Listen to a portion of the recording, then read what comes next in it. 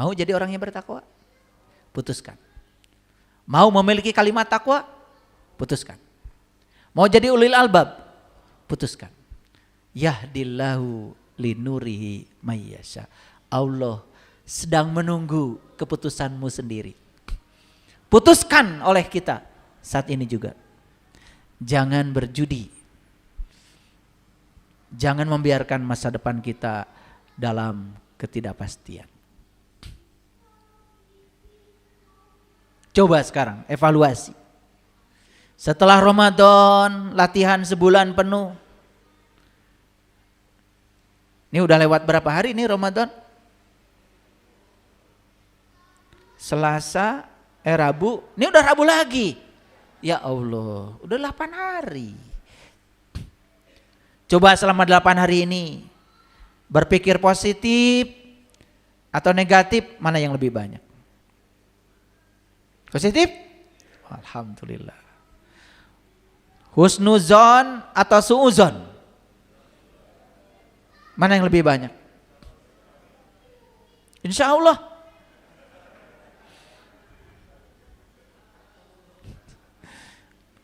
Masih OTW.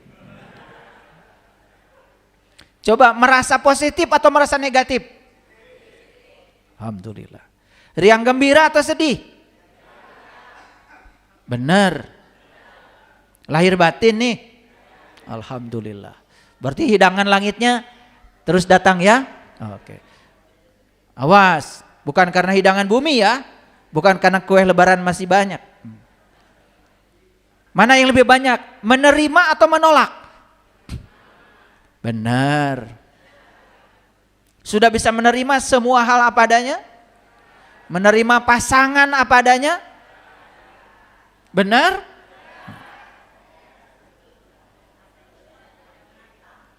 Setelah Ramadan ini lebih damai dengan pasangan? Alhamdulillah. Mana yang lebih banyak? Menyalahkan atau memahami?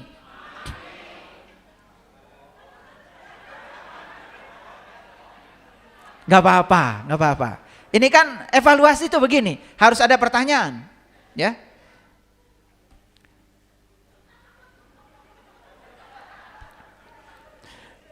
Ya, kalian itu sampai tidak percaya dengan kata-kata kalian sendiri ya.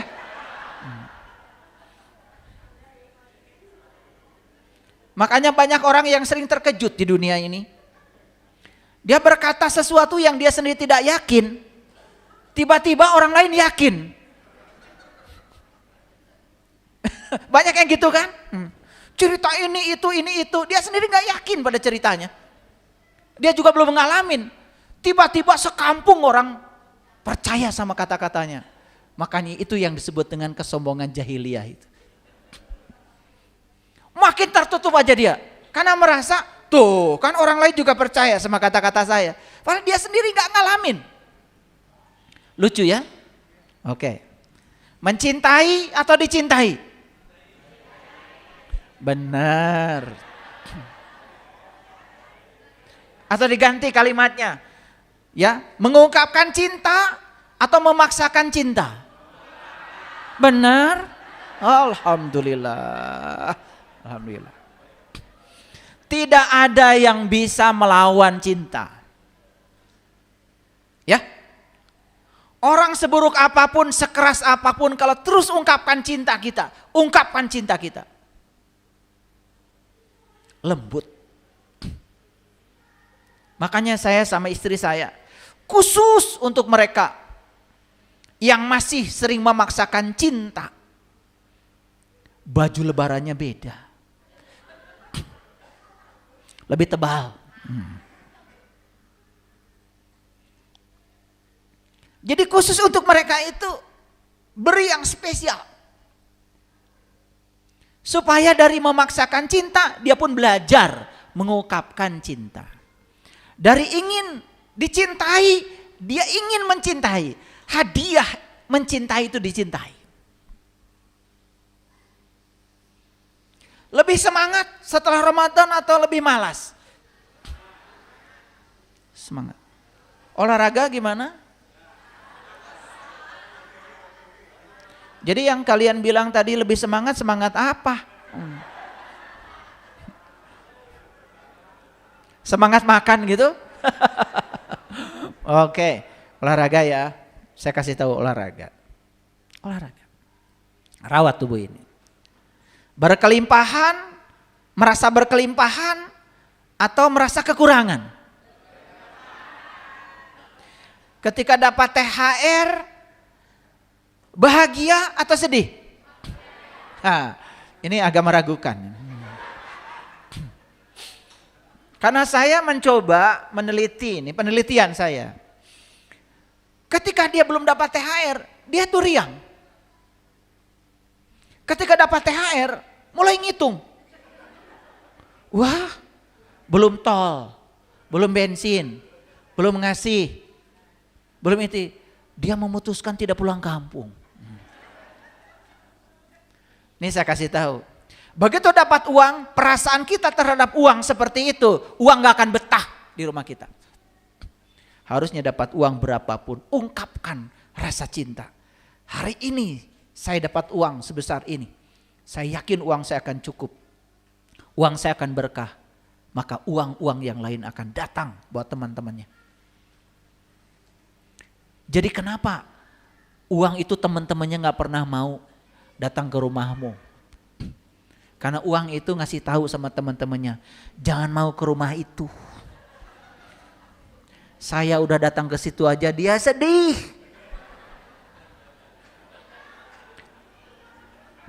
Jangan dikira loh, uang tuh hidup. Dan dia tuh ngasih pengumuman.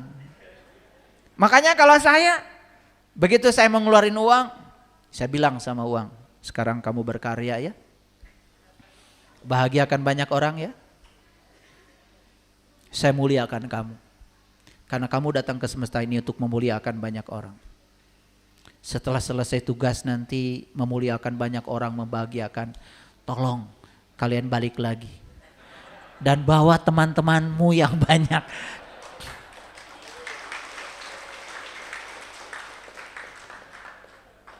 Ini bukan bergurau. Serius loh, karena saya sudah mengalaminya. Setiap uang mau dipakai untuk memuliakan orang, bagian orang. Coba kasih tahu.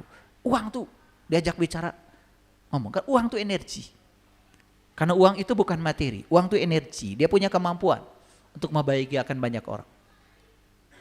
Cuman selama ini perlakuan kita terhadap dia kurang bagus. Makanya jarang betah lama-lama. Hati-hati tuh. Kok uang datang, udah pergi lagi. Betul nggak? Ya, yang tersisa cicilan bukan saldo. Nah itu namanya uang gak betah di rumah, itu ada masalah. Cara kita memperlakukan uang ada masalah.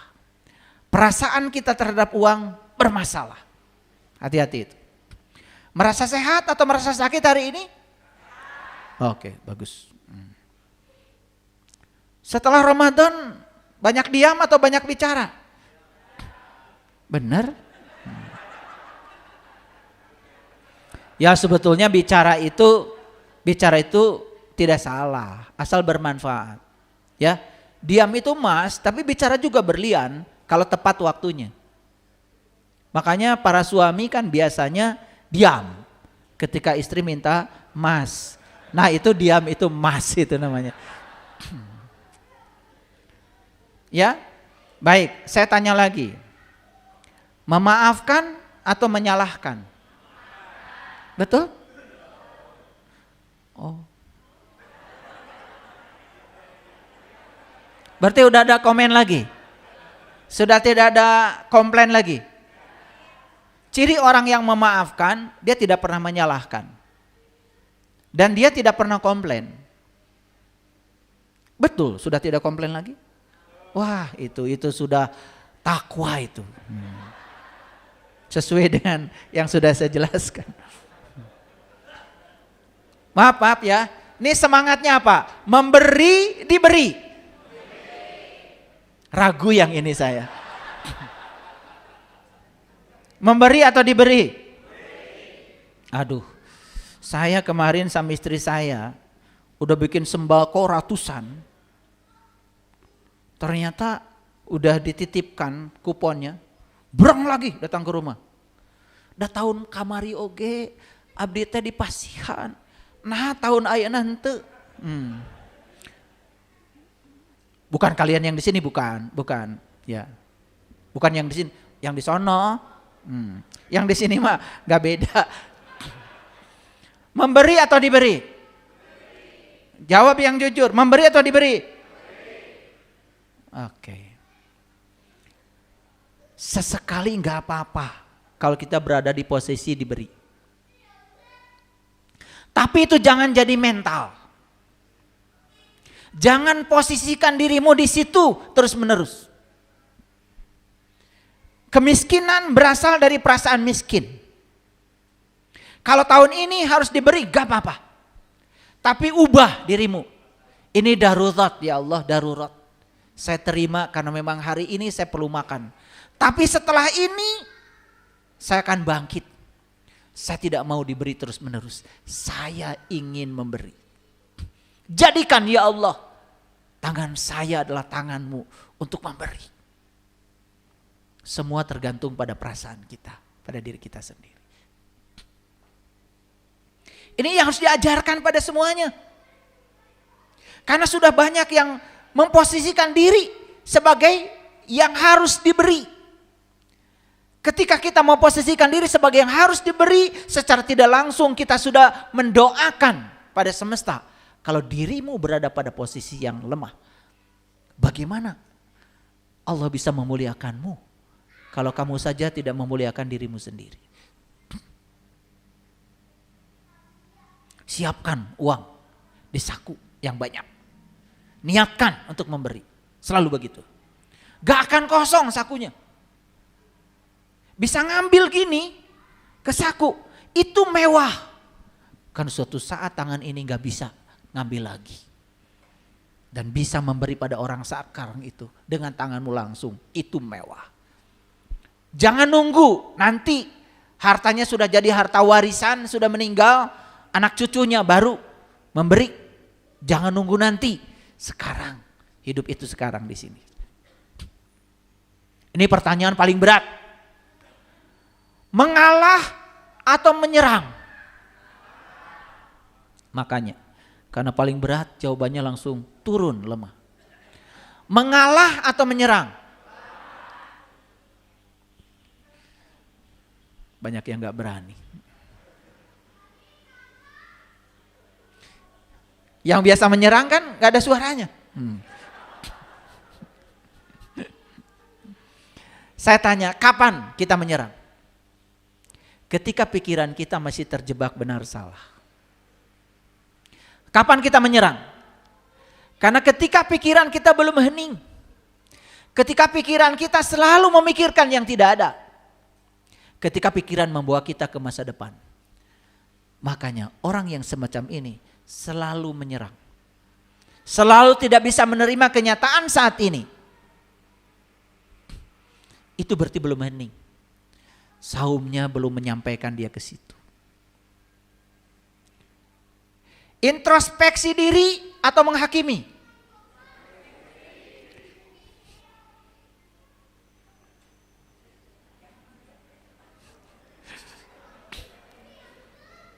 Saya pengen lihat wajah-wajah yang jawab tadi itu. Makanya saya ajak hari ini evaluasi diri pasca Ramadan. Semoga ini menimbulkan semangat baru. Supaya dia tidak terlena. Tidak merasa ya bahwa saya sudah begitu banyak menabung kebaikan. Karena tabungan kebaikan itu harus bisa kelihatan di sini. Saat ini, sekarang. Oke? Baik. Meniti ke dalam diri atau keluar? Hebat. Berarti sudah gak terganggu oleh situasi di luar?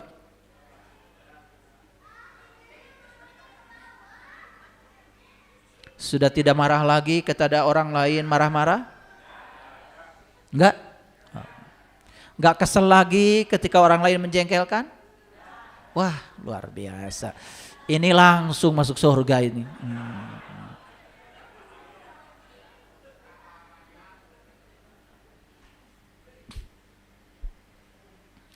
Makanya di surat Toha ayat 111 itu Allah mengatakan, wa anatil wujuhu lil hayyil qayyum wa qad khaba man hamala dulma. Dan tunduklah semua wajah kepada Tuhan yang maha hidup dan maha berdiri sendiri. Dan sesungguhnya telah merugilah orang-orang yang melakukan kezaliman. Paham ayat ini? Dan tunduklah semua wajah. Wa anatil wujuhu lil hayyil qayyum. Tunduklah semua wajah kepada Tuhan yang maha hidup dan maha berdiri sendiri.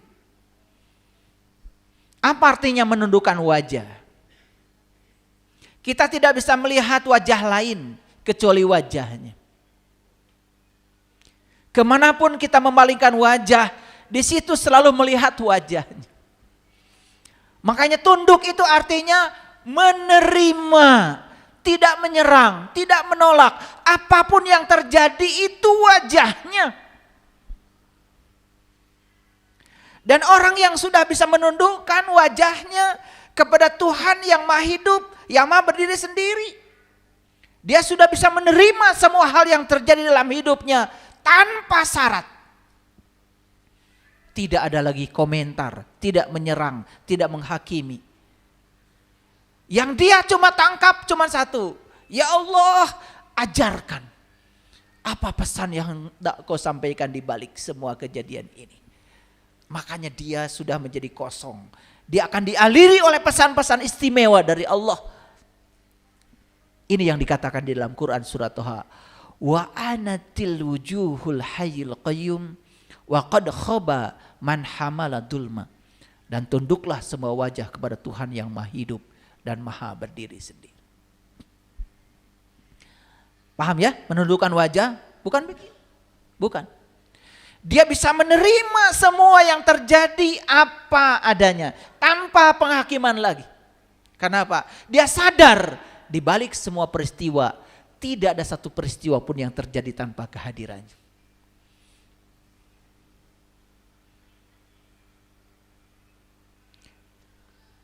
Dia sudah terbebas dari menduakan Tuhan. Karena Tuhan selalu hadir. Karena dia sang kehadiran. Dia adalah sang keberadaan.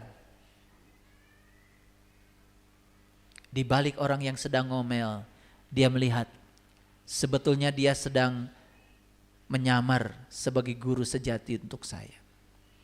Di balik orang-orang yang menghujat kepada kita, dia lihat di balik semua itu ada pelajaran yang berharga untuk membuat saya lebih mawas diri dan waspada. Gak ada yang buruk. Ini yang dikatakan wa anatil wujuhu lil hayyil qayyum. Lil hayyil qayyum wa qad khaba man hamala dulma. Makanya orang yang sudah bersih di dalam, dia akan melihat kesucian dimanapun. Yang sudah selesai di dalam, dia tidak ada konflik di luar. Semua konflik di luar sebetulnya karena kita masih bermasalah dengan diri kita sendiri.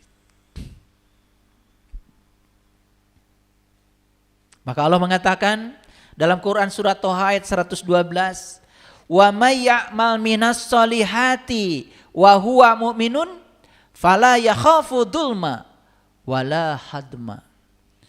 Dan barang siapa yang mengerjakan amal soleh dan dia dalam keadaan iman, maka ia tidak khawatir akan perlakuan yang zalim dan tidak khawatir akan pengurangan haknya. Hadirin, para sahabatku semua, ciri kebenaran itu menurut para filosof itu 3. 1, akan ditertawakan pada mulanya. 2, akan diejek habis-habisan langkah keduanya. Dan yang ketiga, akan diterima tanpa syarat pada waktunya.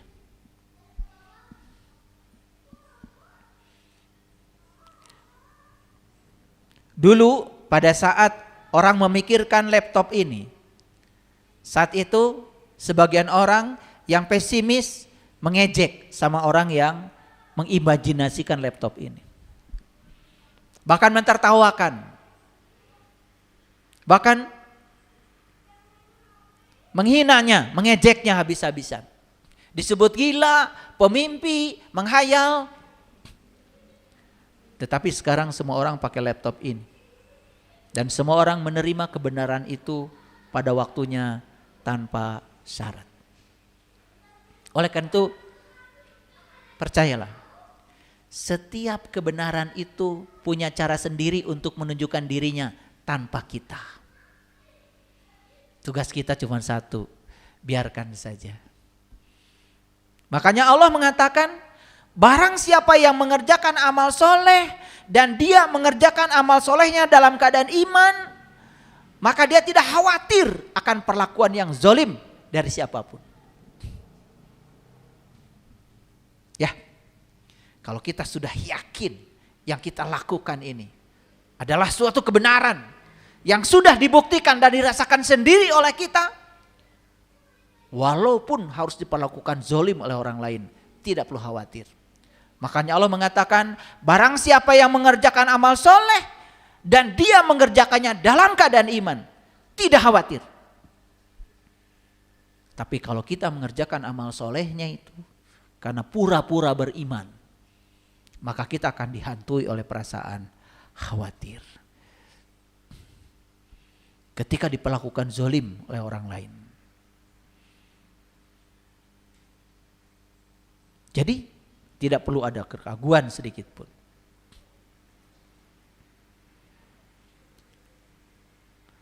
Dalam Quran surat Toha ayat 113 Allah mengatakan, wa kadzalika anzalnahu Qur'anan Arabiyyan wa sarrafna fihi minal wa'idi ya la'allahum yattaqun. Dan demikianlah kami menurunkan Al-Quran dalam bahasa Arab. Pakai ain, bahasa Arab. Dan sering diterjemahkan bahasa Arab. Memang syariatnya bahasa Arab. Tapi hakikatnya Quran ini bahasa Rob, bahasa Tuhan. Kalau Quran ini bahasa Tuhan, kalau ingin paham Quran, jangan jauh-jauh dari dia pemilik bahasa itu.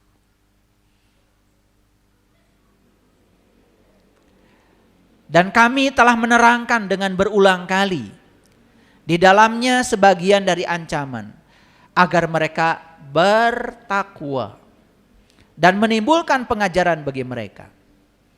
Jadi ternyata untuk mencapai takwa itu terkadang harus ada punishment, harus ada peringatan, harus ada ancaman. Kira-kira bagi siapa? Tentu saja bagi orang-orang yang kesadarannya rendah, motivasinya rendah, terkadang harus diberikan seperti itu. Dan semoga kita sudah tidak lagi untuk mencapai takwa, tidak perlu lagi dengan ancaman. Untuk mencapai takwa ya karena memang saya ingin menjadi pemilik kalimat takwa. Harusnya seperti itu.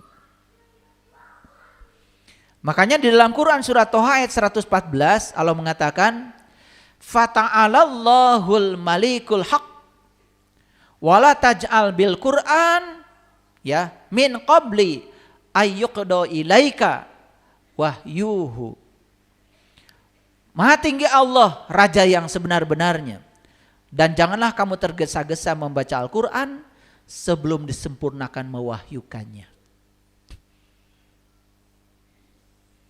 Terus terang ya, kalau saya baca Quran tidak bisa sehari 1 juz. Kalau sekedar membaca saja bisa. Kalau membaca sih sehari 3 juz juga bisa.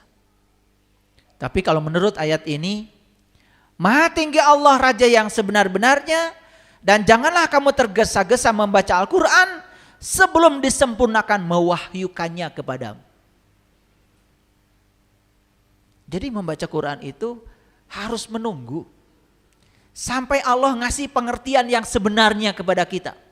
Dan kapan itu terjadi? Kalau kitanya kosong. Hanya dalam kekosongan kita bisa menerima. Ketika kita isi apalagi ya berisik, kita tidak akan pernah menerima isi kandungan Al-Quran yang sebenar. Makanya saya katakan tadi, kan Al-Quran bahasa Rob, hakikatnya bahasa Tuhan. Satu-satunya cara untuk mengerti bahasa Tuhan, ya sering-seringlah menyatu dengan Dia, merasakan kehadirannya. Dia bersama dengan kita, bahkan lebih dekat daripada urat nadi leher kita. Dan di ayat yang selanjutnya Allah mengatakan, wa qur rabbi zidni ilma.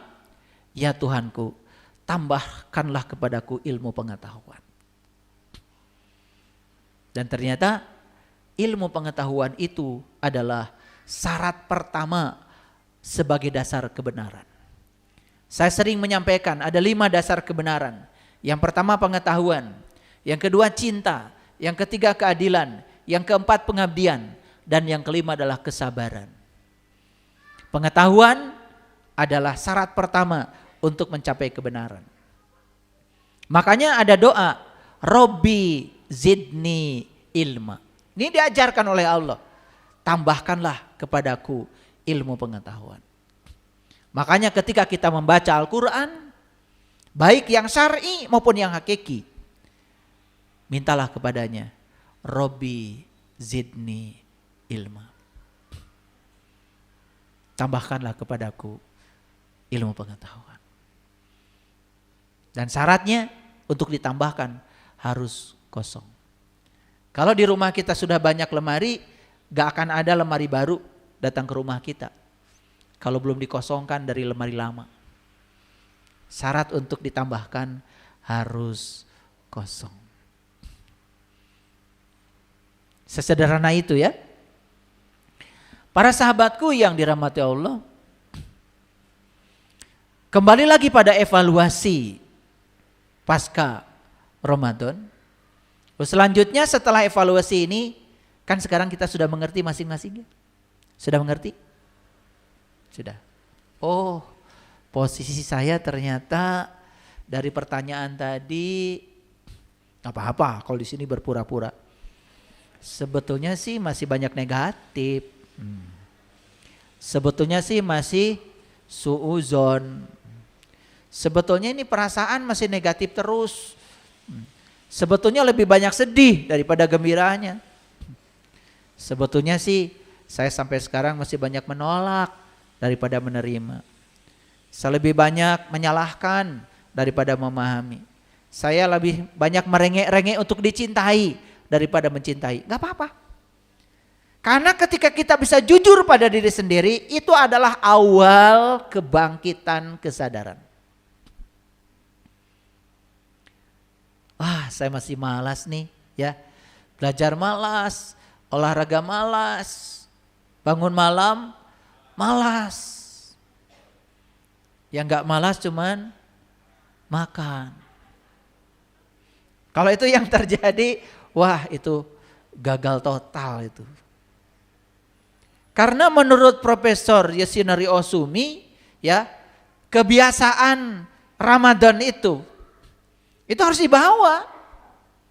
Makanya bagi orang yang berkesadaran, Ramadan itu 12 bulan. Pintu surganya buka 12 bulan, pintu nerakanya tutup 12 bulan. Was. Jangan cuma buka surganya 1 bulan. Berarti surga tutup 11 bulan. Pintu neraka tutupnya cuma 1 bulan. Berarti pintu neraka bukanya 11 bulan. Pantes. Di Quran dikatakan bahan bakar neraka itu ternyata manusia. Quran yang mengatakan. Jadi bahan bakarnya neraka itu adalah manusia. Makin jelas bahwa sebetulnya kita ini sering menjadi bahan bakar untuk diri kita sendiri. Dari mana proses terbakarnya dimulai? Yuk tunjukkan sama saya. Dari mana? Pintar apa tidak? Tuh, pintar ya. Dari sini. Karena di sini belum hening, masih berisik. Masih terjebak benar salah, baik buruk. Akibatnya apa? Terjebak penghakiman. Ketika terjebak penghakiman, ya muncullah menyerang, tidak menerima, sulit sekali untuk bisa menerima. Sini. Makanya saya mau bertanya, siapa yang lulus mendengarkan titian kesadaran 1 bulan penuh? Acungkan tangan. Nanti dapat nasi kotak spesial hari ini. Tolong dilihat, lihat yang acungkan tangan. Tolong duluan ya nasi kotaknya. Acungkan tangan. Oke, alhamdulillah. Ya. Siapa yang sudah mendengarkan Hidup Menakjubkan 10 episode? Wah, Pak Yanto lagi. Alhamdulillah. Kayaknya Pak Yanto duluan ya nasi kotaknya. Luar biasa. Nah kalau begitu bisa ke depan sebentar Pak Yanto. Mungkin sedikit bisa di-sharingkan setelah menonton 30 titian kesadaran, tangga demi tangga dilalui, kemudian setelah menonton 10 episode Hidup Menakjubkan, bisa dibagi kepada kita kira-kira esensinya apa? Silakan. Baik, Assalamualaikum warahmatullahi wabarakatuh. Para sahabat-sahabat ya guru yang saya hormati, kalau di Hidup Menakjubkan itu bercerita tentang antara perasaan ya dan pikiran, ya antara perasaan dan pikiran. Jadi apapun yang kita inginkan ya, apapun yang kita inginkan itu harus sinkron antara pikiran dan perasaan. Ya saya sendiri membuktikan ya waktu itu saya masih punya rencana ingin membuka inti Raha Nusantara, inti Raha Nusantara. Waktu itu memang baru 6 cabang ya, selama ayah itu sambil mempraktekkan ilmunya kayak kemudahan itu begitu datang kayak gitu. Ya, dan alhamdulillah saat ini sudah menjadi 51 cabang di seluruh Indonesia ya. Jadi memang luar biasa ya hidup yang menakjubkan, langsung dipraktekkan ya para sahabat ya. Assalamualaikum warahmatullahi wabarakatuh. Waalaikumsalam warahmatullahi wabarakatuh. Jadi sudah membuktikan mencoba membuka perusahaan 4 cabang dalam waktu singkat 51 cabang. Jadi apa yang saya sampaikan di 10 Hidup Menakjubkan itu bukan omong kosong. Karena itu adalah hasil dari riset seluruh ilmuwan neuroscience tingkat dunia. Dan itu sudah dipadukan menjadi 10 hidup yang menakjubkan. Dan itu harus dipraktekkan. Kalau tidak dipraktekkan ya bagaimana kita bisa mendapatkan hidup yang menakjubkan? Karena semua itu harus dimulai dengan praktek. Pemahaman hanya akan terjadi ketika kita mengalami. Baik, terima kasih Pak Suyanto atas sharingnya yang sangat luar biasa. Kita bisa menangkap tadi dari pengalaman beliau. Dan semoga juga para sahabat yang ingin bergabung di perusahaannya Pak Suyanto juga mungkin tidak tertutup kemungkinan. Karena cabangnya semakin banyak, tentu saja memerlukan banyak SDM. Dan di komunitas kita ini luar biasa. Banyak sekali sahabat-sahabat yang sukses membuat perusahaan besar ya. Itu karena apa? Sudah terbuka pikirannya. Ternyata apa yang dikatakan oleh Deepak Chopra dalam buku ya The Future of God, masa depan Tuhan. Beliau mengatakan ada 7 jalan baru yang harus dilalui kalau ingin mendapatkan hidup yang menakjubkan. Salah satu jalannya adalah dengan usaha sekecil-kecilnya tetapi bisa menghasilkan hasil yang sebesar-besarnya. Ternyata apa? Itulah menggunakan kekuatan pikiran dan perasaan. Sinkronkan pikiran dan perasaan. Karena pikiran menghasilkan medan listrik. Perasaan menghasilkan medan magnet. Nah, ketika listrik dan magnet dipadukan, timbullah yang namanya medan elektromagnetik. Sehingga tubuh kita akan menjadi magnet besar yang bisa menarik semua yang kita inginkan dalam hidup. Dan pasti yang kita inginkan dalam hidup yang kita sukai, bukan? Pasti yang kita inginkan, bukan yang kita tidak sukai. Oleh karena itu, bagaimana respon pikiran dan perasaan kita terhadap segala peristiwa yang terjadi dalam hidup kita, itu penting. Seburuk apapun peristiwa yang di luar, tapi pikiran dan perasaan kita harus selalu positif. Dan itu sudah saya ajarkan di 30 tangga kesadaran. Bagaimana menjaga kesadaran kita supaya apapun ya yang terjadi di luar, tetap pikiran dan perasaan kita selalu positif. Karena ketika itu positif, apa yang terjadi? Ya, tubuh kita, diri kita akan menarik semua hal yang positif. Dan itu yang dikatakan hidup itu menakjubkan. Jadi kalau hari ini kita belum menakjubkan, sebetulnya tinggal evaluasi diri. Ada apa dengan diriku? Makanya di channel YouTube saya sekarang saya sedang menggarap ada apa dengan diriku. Itu dimulai dengan aku, kegelisahanku, ya, ketakutanku, itu nanti akan muncul, Itu cerita tentang aku, ya. Cerita tentang aku. Dan itu kalau didengarkan dengan bagus, diulang-ulang, nanti kita pun akan mudah sekali untuk meniti ke dalam. Kan saya sudah bilang tadi, setelah Ramadan ini banyakan mana? Meniti ke dalam atau meniti keluar? Kalau kita setelah Ramadan ini lebih banyak meniti ke dalam, berarti sudah sukses. Karena dengan meniti ke dalam, disitulah keheningan akan tercipta. Baik, ya tadi ada yang acungkan tangan 2 kali. Mohon maaf, yang 2 kali tadi siapa?